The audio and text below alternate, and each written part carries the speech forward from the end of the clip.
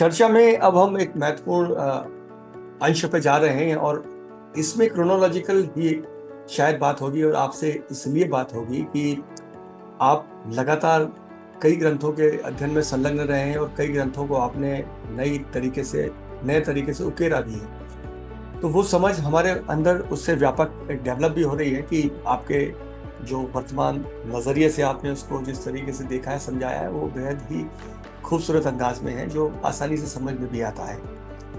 प्रश्न ये है कि हम अगर हमारे मूल आधार की बात करें, वैदिक कल्चर की बात करें, तो हमारे यहाँ ऋषि-पुत्र पे बात थी। इस चीज़ को हम अपने 7वें प्रश्न में जोड़ेंगे भी। लेकिन क्रोनोलॉजिकली भी अगर हम देखें तो हमारे यहाँ कई सभ्यताएँ सम्मिलित हुई, संक्रमण हुए, आघात हुए, युद्ध हुए और हमारे यहाँ उन सम्मेलनों में, हमारे ग्रंथों में उस परिवेश को हम शायद देख भी पाएँ।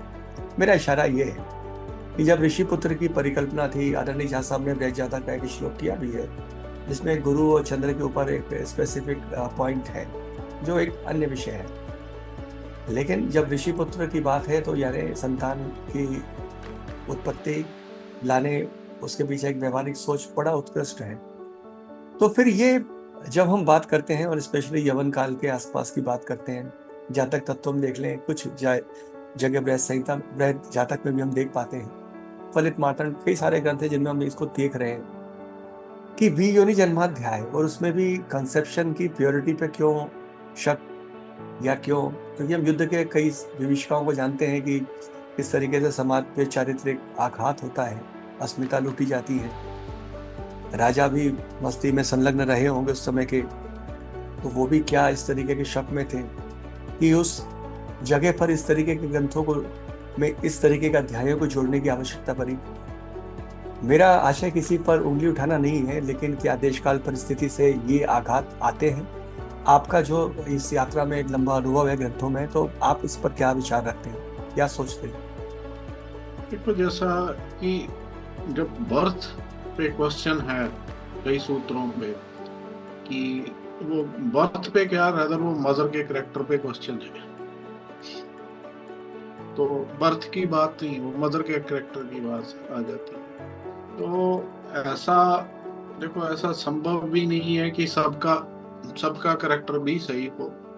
लेकिन ये भी, मतलब, अगर आप एक स्पेसिफिक योग की बात करते हो कि अगर बृहस्पति उसको नहीं करेगा, एस्पेक्ट नहीं करेगा, या बृहस्पति का लिंक नहीं होगा, तो उसको एक्सपेंड करने की जरूरत है। उस सोच में जो है, अगर ये बात है कि उसको अगर एज इट इज सोच के उसको मूर्ता से, मतलब यानी कि उसको उसी को बिना सूक्ष्म तरीके से उसको जाने करने, अगर हम उसी पे बात करते हैं तो वो गलत है। और ये पॉसिबल है कि जो है इंट्रूजन्स थे, या जो इन्वेजन्स थी, या जो थी, उनका इन्फ्लुएंस तो आता ही एस्ट्रोलॉजी पे। और टाइम टू टाइम जो है इसमें इसको एक तरह से चर्चा से बाहर लाने के लिए भी कई बार कई विषयों में जो है उसमें कुछ दो चार श्लोक जो है वो एक तरह से इंसर्ट कर दिए जाते हैं, एक स्पेसिफिक मीनिंग देने के लिए। एक जैसे विमुषत्री का जैसे कि विमुषत्री का इम्पोर्टेंस, कि कलयुग में इससे ऊपर की कोई दशा है ही नहीं। ठीक है। तो उसी तरह से जैसे कि कर्म विपाक संहिता में हमें शिव और पार्वती का संवाद बताया गया है, शिव और पार्वती जी का, अब शिव और शक्ति का। अब ये जब वहां पे ये आ जाता तो संवाद से बाहर है, वो चर्चा से बाहर है। वो बोला, अरे वो तो शिव और शक्ति के बीच का है। ठीक है, तो वो चर्चा से बाहर हो जाता है। उसी तरह से कई चीजें ये हैं जहां पे कि उसको जब आपने उसको एक स्पेसिफिक डायरेक्शन की तरफ लेके जाना है, तो उसमें डाउट पैदा करने, अब देखिए, ये डाउट प्रोबेबली पैदा करने का कारण ये भी है कि जो है, ये उस टाइम पे उसी को बेनिफिट करता था जिनके पास ये विद्या थी। अगर डाउट क्रिएट हुआ तभी तो क्लाइंटेल भी एक तरह से होगा, हर किसी को चेक करवाना है, ठीक है। और इस तरह के सूत्र जो हैं ये दो चार चीजें जैसे सेक्स ऑफ चाइल्ड और ये सब चीजों का बड़े ध्यान से स्त्री के चरित्र का जहां पे बात हो तो ये इनको बहुत ध्यान से डील करने वाली बात है। और इसमें आई फील कि जो आप सूत्रों की उनकी बात कर रहे हो ये पूर्ण तौर पे अ, एक इंट्रूजन है, ठीक है। और उसको अगर मतलब अगर सही है तो उसको सही तरीके से समझने की जरूरत है, उस पर चर्चा की जरूरत है, उसको उस पे उस पे बहुत सूक्ष्म तरीके से काम करने की जरूरत है। तो ये दूसरा ये होता है कि जैसे ये कंसेप्शन की बात होती है तो कंसेप्शन अब उसके मतलब एक तो है कि ना उसके फादर का कॉन्टेस्ट में ये बोल देना कि ये उस अपने बाप की औलाद नहीं है, अपने फादर की औलाद नहीं। तो वो देखिए पहले आज पहले तो इन इन उन कॉन्टेक्स्ट में ठीक है कि ये भी था कि किसी स्त्री को बदनाम करना है, किसी स्त्री को आउटकास्ट करना है। तो एक तरह से ये शायद इन योगों की मतलब और इन इन ग्रंथों की मतलब भी ये लिया गया होगा। तो ये विद मेलाइस भी हो सकता है। और इसकी पॉसिबिलिटी जो है कि इसके कुछ तथ्यात्मक रिजल्ट्स की बात है तो वो बहुत हम अगर इसकी बात करें कि ये है कुछ हो भी सकता है तो इट्स जस्ट 20% 30%। तो मैं आपके चेहरे पर एक पेन भी देख पा रहा था कि जो इंट्रूजन या इन्वेजन से जो एडल्टरेशन हम कह सकते हैं कि जो छेड़छाड़ हुई है, तो हमारी जो संकल्पना है वो तो बड़ी अलग है और हमारा समाज का आधार भी अभी तक वैसे ही जीवित है। लेकिन जो आखिरी नोट निकल के आ रहा था, स्त्री, स्त्री हमारे यहाँ पूज्य रही है और हमारे यहाँ तो शिव से पहले शक्ति का ही आवाहन है। और जब ये पूज्य थी तो हमारे यहाँ धन या भोग्या के रूप में किस काल में इस तरीके का दर्शन आने लगा, चिंता का विषय उस समय भी रहा होगा। लेकिन ऐसा क्या हुआ कि यवन काल की हम बात करते हैं, यवन शब्द पे कई सारे हम डिस्कशन कर सकते हैं, लेकिन हम एक संक्रमण काल मानते हैं उसको। अच्छा बुरा ये सबका अपना पैराडाइम है। लेकिन स्त्री जातक ग्रंथ अलग लिख करके, जहाँ स्त्री को धन के रूप में, जो हम जानते हैं कि किन राष्ट्रों में स्त्री को धन के रूप में देखा जाता है या भोग्या के रूप में, तो स्त्री जातक जैसा स्पेशल चैप्टर जो ग्रंथ के रूप में कन्वर्ट हो गया, जिस पर चरित्रावली के ऊपर ही पूरे श्लोक अधिकांश मिल पाते हैं, तो वहाँ पुरुष जातक जैसा कोई ग्रंथ नहीं मिलता। तो ये एक डोमिनेंस तो दिखाता है। लेकिन आप कितना सहमत है कि इस तरीके से एक्स्ट्रा चैप्टर्स या अलग से जो अध्याय या किताबें स्त्री जातक के नाम पे आई, या ये उस समय के काल में क्या विडंबना या क्या प्रेशर होंगे कि ऐसे ग्रंथ लिखे गए? इस पर आपके विचार। मेरे हिसाब से जो इनको लेटर पीरियड पे इनको अलग किया गया है, जो शुरू के मूल ग्रंथों में उन वहां तो आपको ये मिलता नहीं। तो बाद में मतलब ये भी इन्फ्लुएंस की बात है और इसमें ज्यादातर त्रिअंसा के साथ लिंक करके उसके करेक्टर पे जो है जो उसके करेक्टराइजेशन की है लेडी की ऑन द बेसिस ऑफ त्रिअंसा कि त्रिअंसा में यहाँ होगा ये इन्फ्लुएंस होगा तो ये होगा, ये इन्फ्लुएंस होगा तो ये होगा, ये इन्फ्लुएंस और ये होगा। ये भी अगेन एक तरह से वो अब तो मेरे हिसाब से तो अगर हम पुराने ये मूल ग्रंथों की बात करें तो अगर उनको ये स्त्री जातक को एक तरफ से अलग से छोड़ दिया जाए तो वहां पे तो कहीं पे नहीं लिखा कि इसको अलग कर दो, इसको अलग कर दो, है ना। तो ये एक तरह से देखना तो नेटिविटी देखी जाती है उस तरह से, उसी तरह से ही देखी जाती है जिस तरह से मेल नेटिविटी देखी जाती है उसी तरह से। दूसरा क्या है कि ये उस टाइम की जो सोसाइटी है ये थोड़ा जो है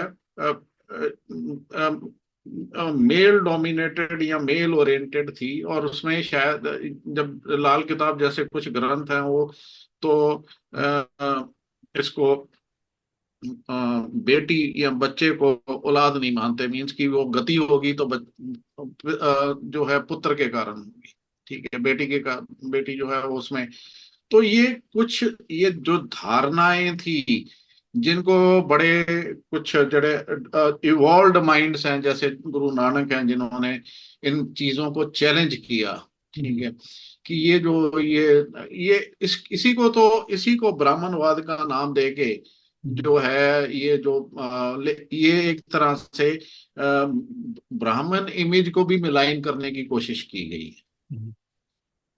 यानी ये तो संक्रमण इट इज, जो है ये राजाश्रित व्यवस्थाओं के अंदर हुआ, ऐसा मान हाँ सकते हाँ, हैं तो कि ये मेनली क्या है कि अपने एक तरह से जो है डर पैदा करने के लिए, ज्योतिष जो है ना, जब ज्योतिष को आप कर्मकांड की तरफ लेके जाते हो, तो वो डर, बिना डर के धन, तो जो है डर और डाउट, दो चीजें हैं।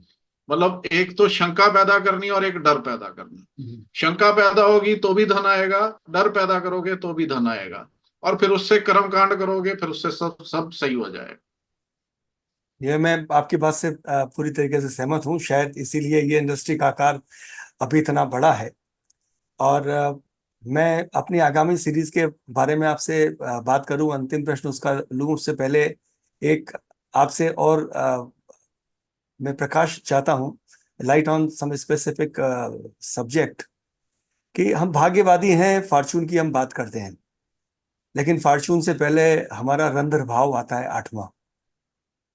तो लाइफ जो है वो अनसीन को मैनेज करने की तरफ हमारे प्रयास होने चाहिए, हमारी चेतना से, कि भाग्यवादी होकर के सिर्फ भाग्य विकास की तरफ हमें आकृष्ट होना चाहिए।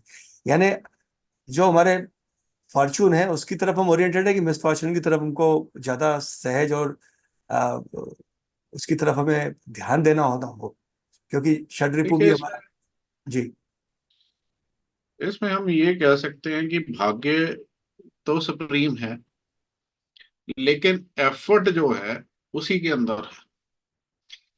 जो है, हम डेस्टिनी को एक सर्कल मान लें बड़ा, उसके अंदर जो है एफर्ट, एफर्ट का जो है, लेकिन ये जरूर है कि एफर्ट का जहाँ पे भाग्य में कमी आ रही है या फॉर्चून में, तो उसमें हिट रेशो जो है वो कम हो जाएगी। वहाँ एफर्ट टू सक्सेस की रेशो है वो, आप हम उसमें डिक्लाइन देखेंगे। और उसके बारे में जो है, ये ग्रंथों में कुछ श्लोक भी हैं कि अगर दो या दो से अधिक जो है ग्रहों का प्रभाव जो है मेल्फिक, यानी कि हम यहाँ पाप ग्रहों की बात कर रहे हैं, लगन पे, दो या दो से अधिक ग्रहों का प्रभाव अगर लगन पे हो, तो थोड़ी हार्ड लाइफ होती है। और अब आगे उसी को, अब हम आगे, मतलब ये तो एक चीज है, it is a part of solution. अगली चीज क्या है, जहां पे भाग्येश नीच का हो गया, भाग्येश पाप प्रभाव में आ गया है, या भाग्येश 8 में चला गया है, तो वो भी जैसे अस्त प्रस्त त्रस्त, हम मतलब एक चीज याद रखें, नीच अस्त पस्त त्रस्त, अगर इनमें से कोई कंडीशन में भाग्येश है, तो वो फिर एडिशनल है। तो ये तो बिल्कुल एफर्ट देखिए उसमें, एफर्ट तो फिर भी करना पड़ेगा, क्योंकि एफर्ट कॉन्टिन्यूस है। और एफर्ट आए, मैं ये समझता हूं कि हमारी कोई भी चेष्टा हो, हमारी कोई भी एक्टिविटी हो, वो जो है वो बिना एफर्ट के नहीं है। हर चीज के लिए, अब सोना भी अपने आप में एक एफर्ट है, ठीक है, आदमी सो रहा है तो वो एफर्ट है। तो क्रियाहीन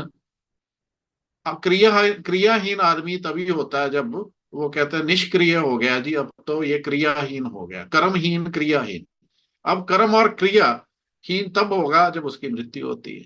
तो इसका मतलब है कि जो जो कर्म, या जो हमारा कर्म का फल है, या डेस्टिनी का है, या प्रोविडेंस जिस तरह से हमें घुमा रही है, जिस तरह से प्रोविडेंस, तो प्रोविडेंस तो सुप्रीम है, लेकिन एफर्ट हमारी लाइफ में, हम कुछ करने की चेष्टा, वो जरूरी है। अब उसमें कितना सक्सेस मिलता है वो आपके नेटिविटी पे, आप क्या लेके आए थे, क्या कार्मिक बंडल लेके आए थे, और क्या उसमें किस तरह से आप उसको आगे ले रहे हो, क्या आपका मेंटल एप्टीट्यूड है, क्या आप डिफीट मतलब जैसे अ, हार, पहले ही लड़ने से पहले हार गए हो, तो इन सब चीजों का बहुत असर पड़ता। तो एफर्ट भी कॉन्टिन्यूस है, एफर्ट की जरूरत है। और क्रियाहीन और कर्महीन आदमी तभी होता है जब मृत्यु है। मतलब मैं तो ये मानता हूं कि हर हर चीज में, मान लीजिए कोई आदमी बिल्कुल आइडल बैठा है, कुछ नहीं कर रहा, तो ये भी उसका कर्म है। अब वो घर से बाहर निकला, खाया पिया, एक एक चौक पे आके बैठ गया, ताश खेली उसने सारा दिन, ठीक है। तो लेकिन वो घर से निकला, वहां आया, वहां बैठ के उसने उसको वेस्ट किया, तो ये उसका कर्म है। मीन्स कि उसने अपना वक्त को सही उसमें दिशा में नहीं लगाया। इसको कई तरीके से समझा जा सकता है। जैसे एक किसान है, उसकी छोटी सी स्टोरी है। किसान बैठा है, तो वो पेड़ के नीचे बैठा, तो अपने दांत साफ कर रहा है एक तिनके से। अब एक कंसल्टेंट आया, तो उसको बोलता है कि भाई तुम वो क्या काम करते हो? वो किसानी करता हूँ। अरे मैं तुम्हें सलाह देता हूँ, तुम इसको ऐसे कर लो, इसको ये कर लो, इसका ये विस्तार कर लो, वो कर लो। फिर वो कहता, फिर कहता पैसा कमाओगे, फिर क्या और पैसा कमाओगे, फिर कहता और पैसा कमाओगे। और बोला कितना पैसा कमाने के बाद फिर मैं क्या करूंगा? बोले कि तुम बड़े आराम से लात पे लात रख के लेटोगे। कहता वो तो अभी भी लेटा हूँ। So basically things can go that way. अब समझ की बात है, देखिए उसको अब जो लाइफ कोचेज हैं, या जो मोटिवेशनल स्पीकर्स हैं, उनका उनका कर्म ये है कि उन्होंने लोगों को जो जोड़ना है, जगाना है, ठीक है। वो बोलेंगे कि effort effort effort, free will. तो फ्री विल तो देखिए है सब में, free will is possible. Free will के बिना तो कुछ, हमें कुछ ये दिया गया, सोचने की शक्ति दी है, सब कुछ दिया गया है। लेकिन अब हर आदमी का फ्री विल का सर्कल डिफरेंट है। अब अनंत अंबानी का और हमारे बच्चों का जो सर्कल है फ्री विल का, वो एक जैसा नहीं हो सकता। जो उसके पास फ्री विल के जो ऑप्शंस हैं, वो हमारे पास नहीं है, ठीक है। सो हमारे बच्चों के पास नहीं है। तो ये अब ये देखो ना, इसमें डिफरेंस क्यों? एक, और हमारे से जो नीचे वाले हैं उनका और सर्कल छोटा है। तो जिस तरह से ये एक कर्म पूर्व निर्धारित है, जब पूर्व पुण्य, हमारे हम पूर्व पुण्य का भाव को भी मानते हैं, पूर्व पुण्य के कर्म भी मानते हैं, फिर हम गठड़ी उठा के लाते हैं, उन्हीं के बेसिस पे जो है आगे चलता है। तो ये भाग्य तो है, भाग्य से प्रिय है, इसमें तो कोई शक नहीं है। हम एक कड़ी यहाँ पर छोड़ के जा रहे हैं आगे, और जो अष्टम भाव है इस समय, और आपने भाग्य को कर्म से जोड़ा है, ठीक है। वो एक एक्सिस पे तो है, लेकिन आठवें से आठवां तीसरा भी है। लेकिन आजकल आठवां भाव इस समय पिछले 3 साल से। लेकिन आठवां भी जो है ना, ये आठवें भाव की बात करो तो आठवां भी कहीं सब बुरी बातें का नहीं है। उसमें भी आज की डेट में तो, जैसे पहले पहले ऑप्शन नहीं थे, आज रिसर्च का है, आज बैंकिंग का है, इंश्योरेंस का है, अनसीन। और वो जो है अनअर्न्ड वेल्थ का है, ब्याज से ब्याज ब्याज का पैसा है। और एकदम से जैसे विंडफॉल है, लॉटरी वगैरह है, उसका है। तो एक तरह से उसके उसके कुछ देखिए, इसमें एक चीज आपको लघु प्राचरी में ये चीज मिलती है कि अगर आठवें भाव का लॉर्ड जो है वो लग्नेश भी हो, तो अच्छा है। लेकिन यही इसी को रामानुजाचार्य भावार्थ रत्नाकर में बोलते हैं कि अगर अ, भाव का लॉर्ड भाव से एडवर्स चला गया तो गलत, एडवर्स रिजल्ट रहेगा। अब ये कॉन्ट्राडिक्टरी तो नहीं है, लेकिन हैं दोनों ही सही। हम अब लोग बोलेंगे कि दोनों कैसे सही हो सकते हैं? दोनों इसलिए सही हो गए, वो हेल्थ के कॉन्टेक्स्ट में बोल रहे हैं रामानुजाचार्य, और वो जो है वो उसकी पैतृक संपत्ति के बारे में बात हो रही है। तो हेल्थ तो सफर करेगी, लेकिन पैतृक संपत्ति अगर उसका लग्नेश 8 में बैठ जाएगा लगन का स्वामी होते हुए, वो है।